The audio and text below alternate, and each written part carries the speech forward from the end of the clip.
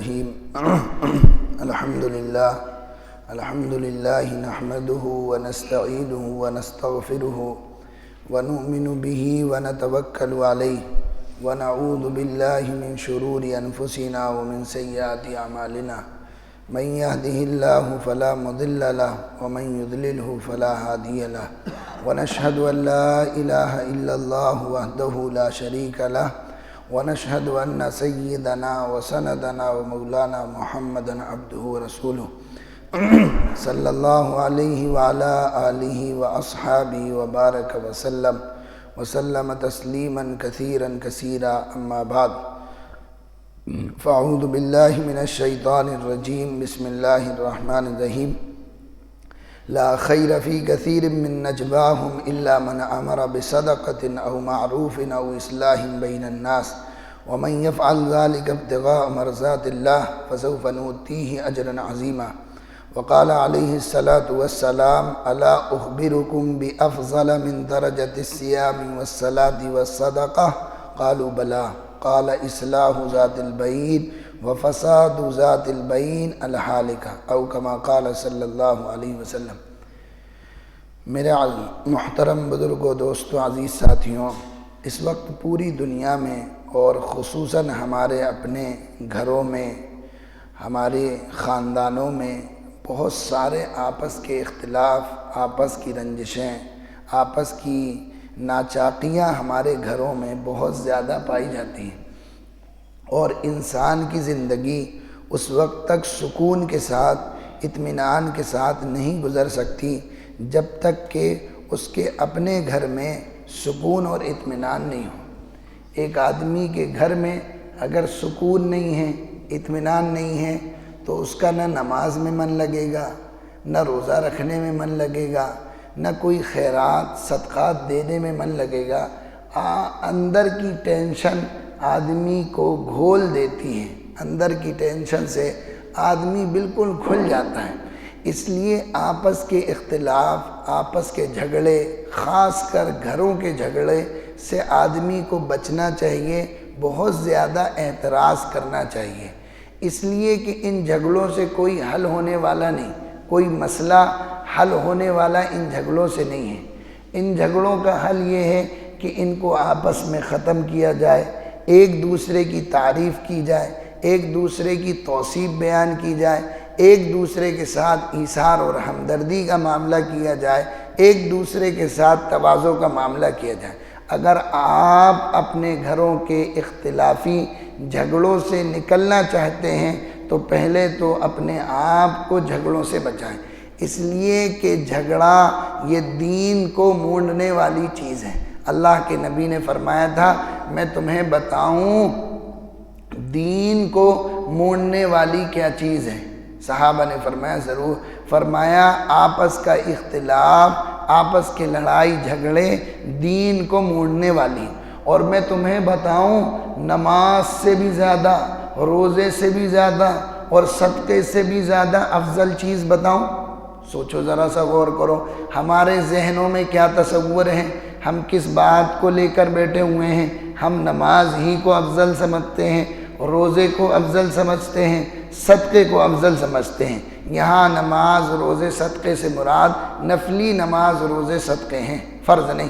اللہ کے نبی نے فرمایا میں تمہیں نماز سے بھی اعلیٰ چیز، روزے سے بھی اعلیٰ چیز، صدقے سے بھی اعلیٰ چیز بتاؤں؟ ایک آدمی دن بھر نماز پڑھے، ایک آدمی دن بھر روزہ رکھے، ایک آدمی پے در پہ صدقہ اور خیرات کرے، اس کا کیا اجر ہوگا؟ اللہ کے نزدیک سب سے زیادہ قرب دلانے والی کوئی چیز ہے تو وہ نماز ہے۔ سب سے زیادہ بندہ اللہ سے جو قریب ہوتا ہے وہ نماز کے ذریعے ہوتا ہے، اور نوافل کے ذریعے اور زیادہ قرب اللہ کا حاصل ہوتا ہے۔ حتیٰ کہ حدیث میں آتا ہے پھر میں بندے کا ہاتھ بن جاتا ہوں جس سے وہ پکڑتا ہے، پھر میں اس کی آنکھ بن جاتا ہوں جس سے وہ دیکھتا ہے، پھر میں اس کا پیر بن جاتا ہوں جس سے وہ چلتا ہے، یعنی اس کی خواہشات تمام کے تمام میرے حکم کے تابع ہو جاتی ہیں۔ روزہ کتنی بڑی چیز ہے کتنی بڑی عبادت ہے۔ اللہ کے نبی نے فرمایا ہر چیز کا بدلہ اللہ کے فرشتے عطا فرماتے ہیں، اور روزہ ایسی عبادت ہے کہ اس کا بدلہ خود اللہ تبارک و تعالی عطا فرماتے ہیں۔ جو بندہ روزہ رکھتا ہے اللہ اس کو اپنے آغوش میں لے لیتا ہے۔ کس میں لے لیتا ہے؟ آغوش۔ سمجھتے ہیں آغوش؟ ماں جب بچہ کہیں پریشان ہوتا ہے، کوئی مار دیتا ہے، کچھ گھر میں اس سے کوئی چیز چھنا لیتا ہے، تو بچہ کس کی آغوش میں جاتا ہے؟ ماں کی آغوش میں جاتا ہے۔ جو بندہ روزہ رکھتا ہے اللہ اس بندے کو اپنی آغوش میں لے لیتا ہے، اپنی رحمت میں ڈھانپ لیتا ہے، صدقہ کرتا ہے، خیرات کرتا ہے، 100 نیکیاں ملیں گی، 700 نیکیاں ملیں گی۔ واللہ یضاعف لمن یشاء، اللہ اور جتنی بڑھا دے، اللہ کے خزانے میں کوئی کمی نہیں ہے۔ حدیث میں آتا ہے ایک کھجور جو تم حلال طیب پاک مال سے اللہ کی راہ میں خرچ کرو، اللہ اس کھجور کو اس طریقے سے سنبھالتا اور پالتا ہے جیسے تم بکری کے بچے کو پالتے ہو، اور کل قیامت کے دن احد پہاڑ کے برابر تمہیں اس کھجور کا اجر دیا جائے گا۔ ان تمام چیزوں سے زیادہ افضل، ان تمام چیزوں سے زیادہ بہتر، ان تمام چیزوں سے زیادہ اعلیٰ چیز اللہ کے نبی نے صحابہ سے فرمایا میں بتاؤں، الا اخبرکم بافضل من درجۃ الصیام والصلاۃ والصدقہ، قالوا بلا، صحابہ نے فرمایا اللہ کے نبی ضرور، اس لیے کہ صحابہ تو نیکی کے طلبگار تھے، نیکی کے جستجو میں رہتے تھے، ایک ایک آن ایک ایک لمحہ صحابہ یہ چاہتے تھے کہ میں نیکیوں سے بڑھ جاؤں۔ وہ کچھ صحابہ آئے، غریب صحابہ تھے، اللہ کے نبی سے فرمایا اللہ کے نبی مالدار صحابہ ہیں، صدقہ دیتے ہیں، زکوٰۃ دیتے ہیں، یہ ہم سے اجر میں بڑھ جاتے ہیں۔ اللہ کے نبی ہم صدقہ نہیں کر سکتے، ہم خیرات نہیں کر سکتے، ہم زکوٰۃ نہیں دے سکتے، ہمارے پاس مال ہی نہیں ہے۔ اللہ کے نبی کوئی ایسا عمل بتا دیں جس سے ہم یہ کرنے، ہم بھی ان کے برابر اجر و ثواب کو پہنچیں۔ اللہ کے نبی نے فرمایا تم کثرت سے اللہ کا ذکر کرو۔ وہ صحابہ اللہ کا ذکر کثرت سے کرنے لگے، مالدار صحابہ کو پتہ چلی، وہ بھی اللہ کا ذکر کثرت سے کرنے لگے۔ پھر وہ والے غریب صحابہ پھر آ گئے اور کہا اللہ کے نبی یہ تو مالدار صحابہ بھی ذکر کرنے لگے، زکوٰۃ دیتے ہیں، صدقہ کرتے ہیں، خیرات کرتے ہیں، اس کا تو اجر الگ ہے، اور یہ ذکر بھی کرنے لگے، یہ تو پھر ہم سے اجر میں بڑھ جائیں گے۔ اللہ کے نبی نے فرمایا یہ تو بھائی اللہ کا فضل ہے، اللہ جس کو چاہے اس سے نوازتا ہے۔ تو نماز سے، صدقے سے، روزے سے افضل چیز اللہ کے نبی نے فرمایا بتاؤں کیا ہے؟ صحابہ نے کہا اللہ کے نبی ضرور، فرمایا اصلاح ذات البین، آپس میں صلح کرانا، آپس میں صفائی کرانا۔ دو لوگوں میں جھگڑا پڑا تھا، آپ نے ثالثی بن کر بیچ میں پڑھ کر دو لوگوں کے بول چال کو ٹھیک کرا دیا، آپ نے دو لوگوں کے اختلاف کو کسی طریقے سے دور کرا دیا۔ یہ آپ کے لیے نماز، نفل نماز پڑھنے سے افضل ہے، نفل روزہ رکھنے سے افضل ہے، نفل صدقہ کرنے سے افضل ہے۔ اتنا بڑا کام ہے کسی دو جھگڑے والوں میں صلح صفائی کروا دینا۔ گھروں میں عام طور سے جھگڑے ہوتے ہیں، کبھی چاچا بابا میں جھگڑا ہو جاتا ہے، کبھی باپ بیٹے میں جھگڑا ہو جاتا ہے، کبھی ماں بیٹی میں جھگڑا ہو جاتا ہے۔ دوسرا بھائی چاہے تو صلح صفائی کرا سکتا ہے۔ گھروں میں ناچاکیاں بڑھتی جاتی ہیں، کیا ہوتا ہے؟ بڑے بھائی کی شادی ہو گئی، بیوی آ گئی، اب بڑا بھائی ذرا سا بیوی کے ساتھ اٹھنے بیٹھنے لگا۔ چھوٹے بھائی سے ماں کہہ رہی دیکھو جب چھوٹا تھا، جب ٹھیک ٹھاک تھا، شادی نہیں ہوئی تھی، میرے پاس آ کر بیٹھتا تھا، کوئی چیز لاتا تھا پہلے مجھے دیتا تھا، اب دیکھو کیسے بیوی کے پلو میں بندھا ہے، جورو کا غلام ہوا پڑا ہے، سیدھے آتا ہے پیکٹ سیدھے اوپر لے کے جاتا ہے، بریان کی پنی لاتا ہے سیدھے اوپر لے کے جاتا ہے۔ یہ چھوٹے بھائی سے ماں کہہ رہی ہے۔ اب اس وقت چھوٹے بھائی کا کیا کام بنتا ہے؟ وہ کہے نہیں امی غلط فہمی ہے، ایسا نہیں ہے، تھکے ہارے بھائی آئے ہوئے ہوں گے اس لیے جلدی چلے گئے ہیں، کوئی بات بھابھی کو کہنی ہوگی اس لیے اب یہ چھوٹا بھائی کہ ہاں صحیح کہہ رہی اماں تم، بالکل پہلے بہت خیال رکھتا تھا تمہارا، آج تو بدلے بدلے تیور دکھ رہے ہیں اس کے، یہ تو 2-4 سال میں پورے گھر کا کباڑہ کرے گا۔ اماں بالکل ٹھیک کہہ رہی تم، اب یہ جو باتیں بیچ میں کہی جا رہی ہیں، اکثر گھروں میں ایسے حالات پیدا ہو چکے ہیں کہ بس اللہ ہی اپنی حفاظت میں رکھے۔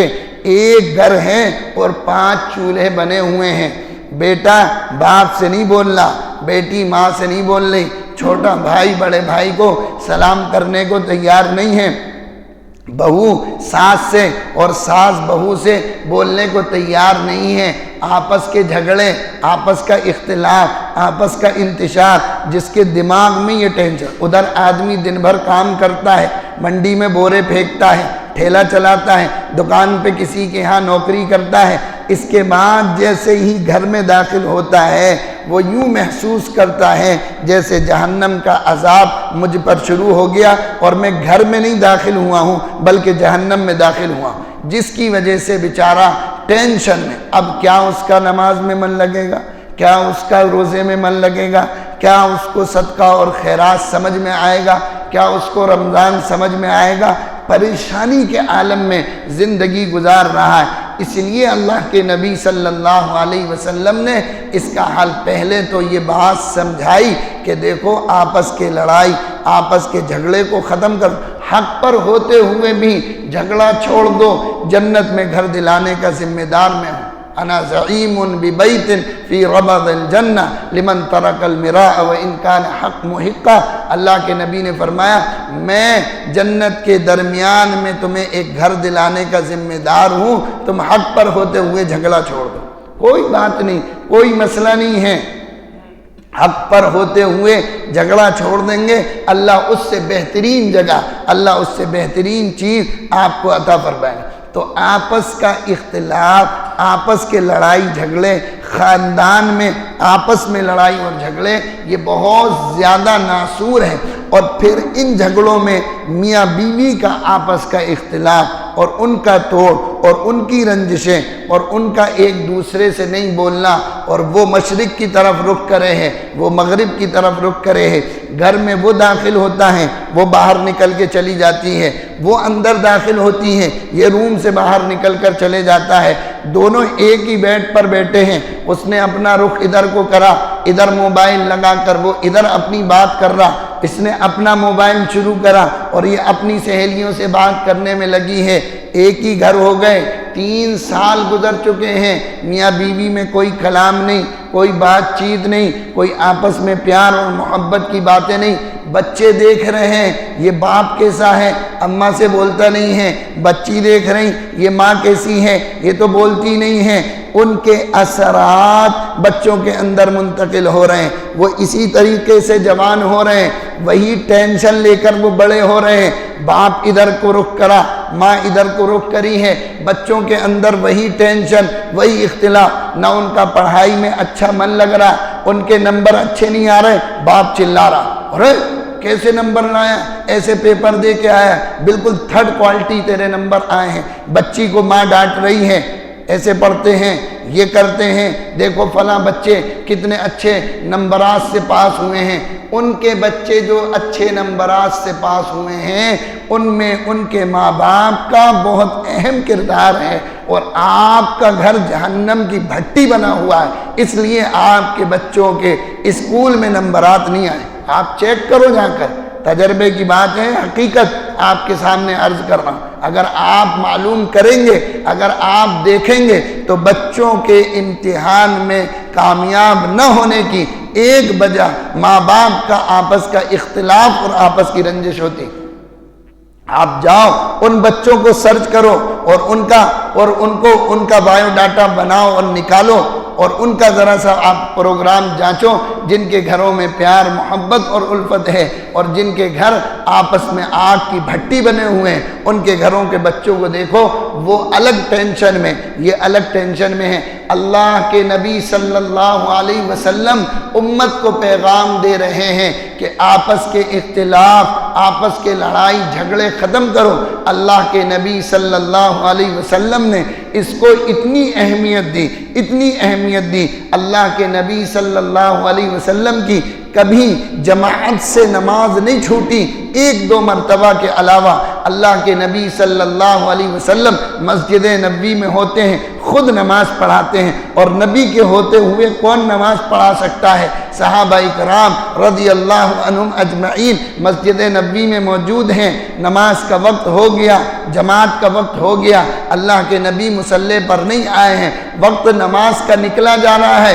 صحابہ نے مشورہ کر عبد الرحمن ابن عوف رضی اللہ تعالی عنہ کو مصلی پر کھڑا کرایا۔ بعد میں اللہ کے نبی آئے، اپنی باقی رکعتیں آپ نے پوری فرمائی ہیں۔ یہ اللہ کے نبی صلی اللہ علیہ وسلم کی صحت کی حالت میں آج پہلی مرتبہ جماعت کی رکعت چھوٹی ہیں۔ علماء نے لکھا ہے یہ رکعتیں کیوں چھوٹی تھیں؟ اس لیے کہ مدینے میں دو محلے تھے، ان میں آپس میں کوئی لڑائی اور جھگڑا ہو گیا تھا، اس کی صلح اور صفائی کرانے کے لیے اللہ کے نبی صلی اللہ علیہ وسلم وہاں تشریف لے گئے تھے، اور ان میں صلح اور صفائی کرانے میں دیر لگ گئی، جس کی وجہ سے آپ کی جماعت کی رکعتیں چھوٹ گئی۔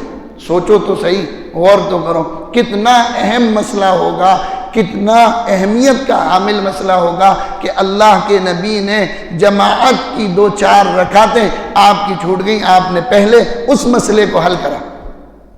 کتنی بڑی بات ہے، لیکن آج ہمارے یہاں اس پر کوئی اسی لیے حدیث میں آتا ہے اگر 2 لوگوں میں صلح اور صفائی کرانے میں کوئی ایسی بات بول دو جو گول مول ہو اور ان دونوں میں صلح صفائی ہو جائے تو تم جھوٹے نہیں لکھے جاؤ گے۔ اس گول مول بات بولنے پر بھی اللہ کی ذات سے امید ہے کہ اللہ کے یہاں تمہیں اجر ملے گا۔ ارے صاحب اس کی وہ تو صاحب آپ کے لیے بہت اچھا ہے، بہت دعائیں کرتا تھا صاحب آپ کے لیے، میں نے تو اس کو دعا کرتے ہوئے دیکھا ہے، آپ کے لیے دعا کر رہا تھا، وہ آپ کے لیے استغفار کر رہا تھا، آپ کے لیے مغفرت طلب تھا۔ اب آپ کہو گے صاحب مفتی صاحب جبرن میں بیٹھ کے مصلی پہ جھوٹ کی تعلیم دے رہا ہو، نہیں، جھوٹ کی تعلیم نہیں دے رہا آپ کو۔ آپ نے نماز میں اس کو یہ دعا کرتے ہوئے سنا تھا، ربنا اغفر لی ولی والدی وللمؤمنین یوم یقوم الحساب، اے اللہ میرے ماں باپ کی، تمام مومنین کی مغفرت فرما۔ وہ مومنین میں وہ داخل ہے یا نہیں داخل ہے؟ آپ نے اس کو سلام کرتے ہوئے سنا تھا، التحیات پڑھ رہا تھا، السلام علینا وعلی عباد اللہ الصالحین، سلامتی ہو اللہ کے نیک بندوں پر، وہ داخل ہے اس میں یا نہیں داخل ہے؟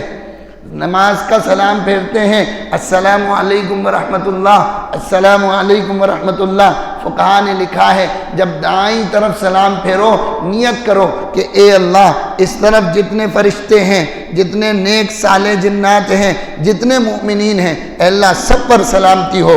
الٹی طرف سلام پھیرو، نیت کرو اے اللہ اس طرف جتنے نیک صالح جنات ہیں، جتنے فرشتے ہیں، جتنے مؤمنین ہیں، اے اللہ سب پر سلامتی ہو۔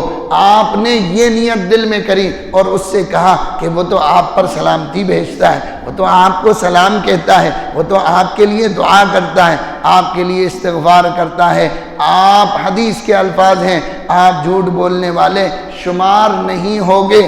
اس لیے آپس کے اختلاف، آپس کی رنجشوں کو ختم کرنے کا ایک طریقہ تو یہ ہے کہ کوئی ایسی بات، دوسری جو سب سے اہم بات ہے کہ ہمارے گھر کے آپس کے اختلاف، انتشار، لڑائی جھگڑے ختم ہوں، اس کے لیے کیا کرنا ہے؟ 2 حل علماء نے بتائے ہیں اور بہت مجرب عمل ہیں، جاگ کر سننے کی ضرورت ہے، ہوش میں سننے کی ضرورت ہے۔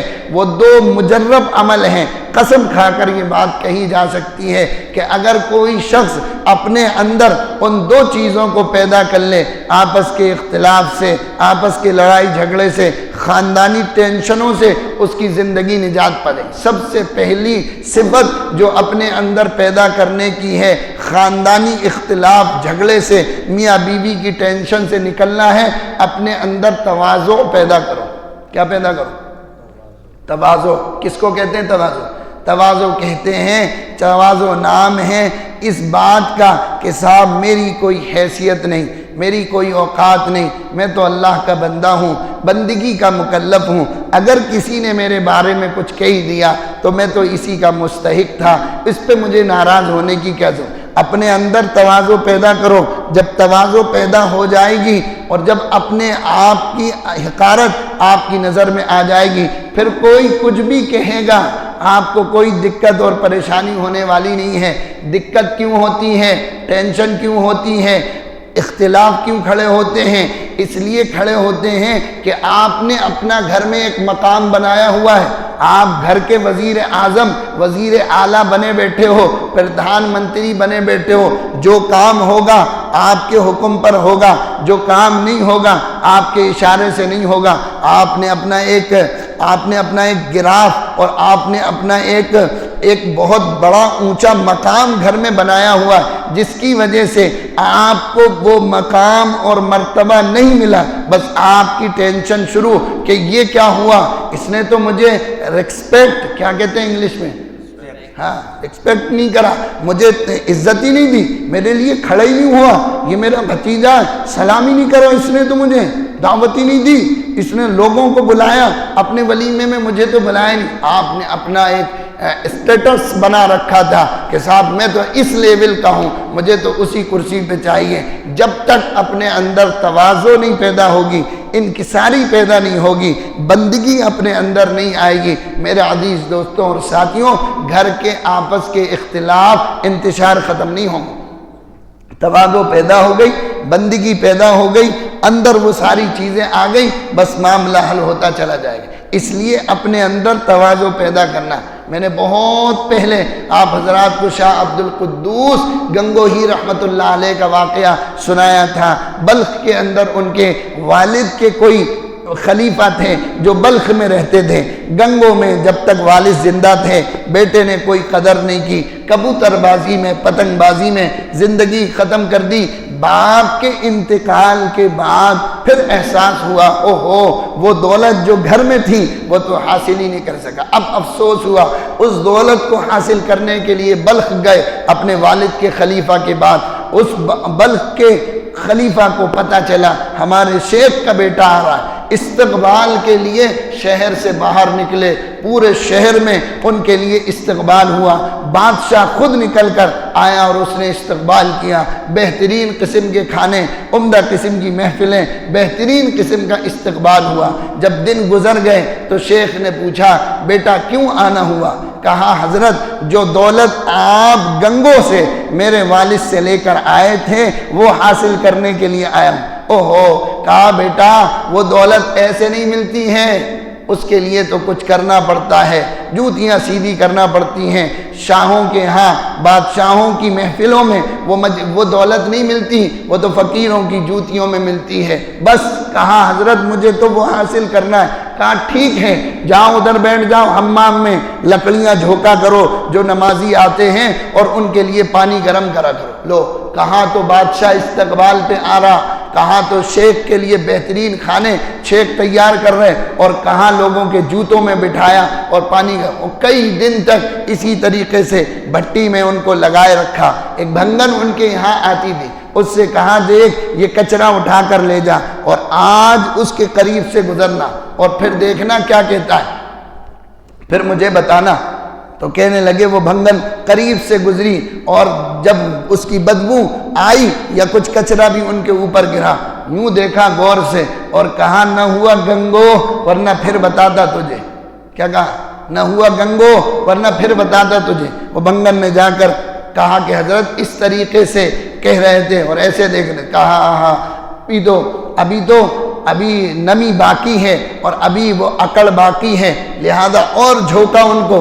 مسجد کے جوتے صاف کروائے، مسجد صاف کروائی، لوگوں کے لیے وضو کا انتظام، پانی گرم کروانے کے لیے ان کی خدمت میں. پھر کچھ دن گزر گئے، پھر اس سے کہا کہ آج بھی کچرا لے کر جاؤ اور کچھ کچرا ان کے اوپر گرا دینا، پھر دیکھنا کیا کہتے ہیں. اب وہ گئی لے کر اور وہ کچرا کچھ ان کے اوپر گرایا. اب کسے کہا تو کچھ نہیں لیکن آنکھوں سے گھورتے ہوئے دیکھا.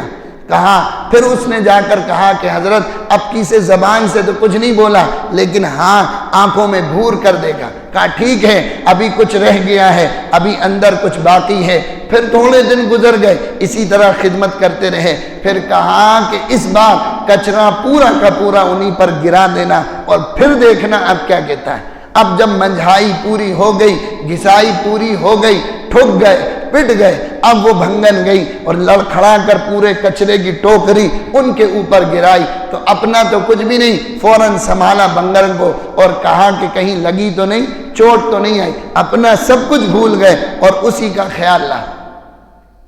پھر کہا کہ حضرت آج یہ موقع آیا، کہا اچھا ٹھیک ہے، اب بلا لیا۔ ایک دن شکار کو گئے اور شکار کو جاتے جاتے شکاری کتے ان کو دیے ہاتھ میں کہ یہ پکڑو، اور اتنے دن سے کھانا بھی کمزور، روٹی بھی سوکھی، سالن بھی کمزور، ضعیف ہو گئے، کمزور ہو گئے۔ کہاں کچھ بھی ہو جائے شکاری کتے ہاتھ سے نہیں چھوٹنا چاہیے۔ وہ بیچارے بھوکے کتے، ان کو جو شکار دکھا وہ جو اپنی طاقت اور قوت کے ساتھ بھاگے تو بیچارے کتوں کے ساتھ بھاگنے کی تاب نہ لا سکے، لیکن زنجیر نہ چھوڑی، چونکہ شیخ کا حکم تھا، پیر کا حکم تھا، گھسٹتے چلے گئے اور خونم خان ہو گئے اور لہو لہان ہو گئے اور بدن پورا زخمی ہو گیا۔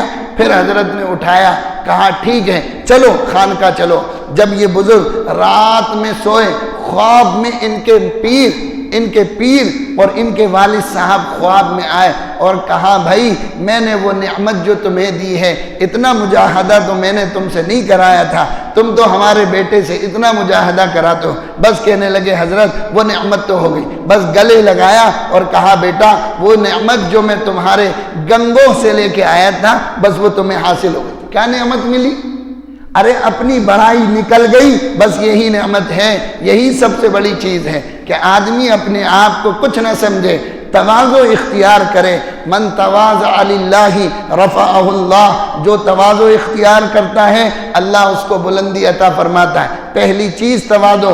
دوسری چیز، اگر گھر کے اختلافات، خاندانی جھگڑوں سے نجات حاصل کرنا چاہتے ہیں، بچنا چاہتے ہیں، اپنے اندر ایثار کی صفت پیدا کریں، اپنے حق کو چھوڑ کر دوسرے کے لیے قربانی دینے کا جذبہ پیدا کریں۔ یہ صفت صحابہ کرام رضی اللہ عنہم اجمعین کے یہاں اتم درجے کی موجود تھی۔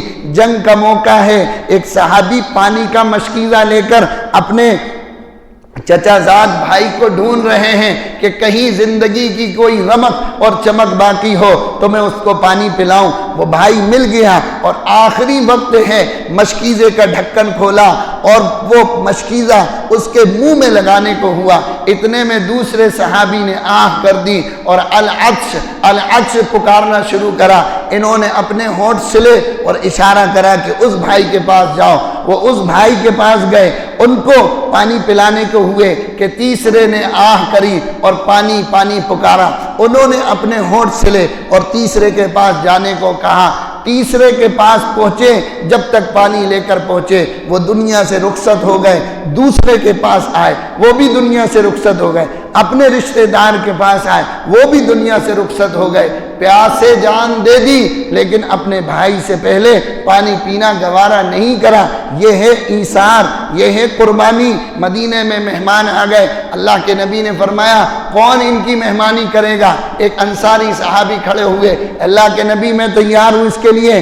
گھر لے گئے، اہلیہ سے پوچھا کچھ ہے؟ کہا ہاں اتنا ہے کہ مہمان کھا سکتا ہے یا ہم اور بچے کھا سکتے ہیں۔ کہا ایسا کرو بچوں کو تو سلا دو اور چراغ بجھا دینا، مہمان کے ساتھ بیٹھ کر ایسے ہی ہاتھ منہ چلاتے رہیں گے، مہمان پیٹ بھر کر کھا لے۔ اللہ اکبر اللہ اکبر۔ اللہ کو ان انصاری صحابی کی یہ ادا کہ مہمان کے لیے ایسا ایثار، ایسی قربانی، اپنا حق چھوڑ دیا، بھوکے سو گئے، بیوی کو بھوکا سلایا، بچوں کو بھوکا سلایا، دسترخوان پر بیٹھے ہیں، منہ چلا رہے ہیں، کھانا نہیں کھا رہے ہیں، مہمان کا پیٹ بھر گیا۔ صبح فجر کی نماز میں جبریل امین آئے اور اللہ کا قرآن نازل ہوا، وَيُؤْثِرُونَ عَلَىٰ أَنفُسِهِمْ وَلَوْ كَانَ بِهِمْ خَصَاصَةٌ۔ اے نبی جی یہ آپ کے صحابہ نے وہ کام کرا ہے، آسمان کے فرشتے بھی ان پر رشک کرتے ہیں۔ کیا رشک کرتے ہیں؟ یہ خود بھوکے ہوتے ہیں، فرشتوں کو بھوک نہیں لگتی، ان کو کھانے کی ضرورت نہیں، پینے کی ضرورت نہیں ہے، ہمیں لگتی ہے، صحابہ کو لگتی تھی۔ اللہ کے نبی، آسمان کے فرشتے ان پہ رشک کر رہے ہیں، خود بھوکے ہیں، بچے بھوکے ہیں، بیوی بھوکی ہے، سب بھوکے ہیں، لیکن اس کے باوجود مہمان کو ترجیح دے رہے ہیں، اپنے حق کو پیچھے کر رہے ہیں، مہمان کے حق کو بڑھا رہے ہیں۔ قرآن اتر گیا وَيُؤْثِرُونَ عَلَىٰ أَنفُسِهِمْ وَلَوْ كَانَ بِهِمْ خَصَاصَةٌ۔ یہ لوگ ہیں جو ایثار کی یہ مثال قائم کرتے ہیں۔